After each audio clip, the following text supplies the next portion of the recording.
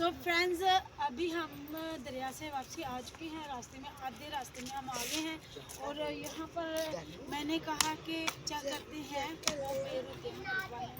पास आ जाओ बाइक आ गई। तो अभी हम यहाँ पर आए हैं। ये देखें यहाँ पता नहीं क्या था वो आगे से बोलते हैं तो ये बंद हो गई है। अभी ये चलनी वही बंद है।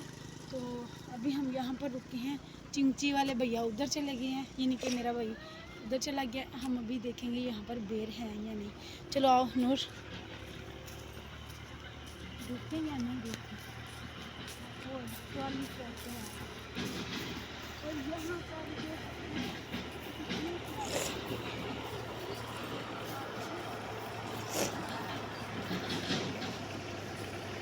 ये कितने प्यारे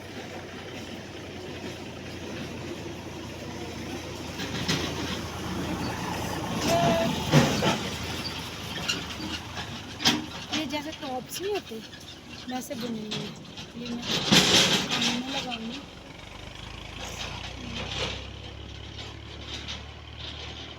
लग ही नहीं रहा, लग गए एक लग गए, एक ही लगाएंगे।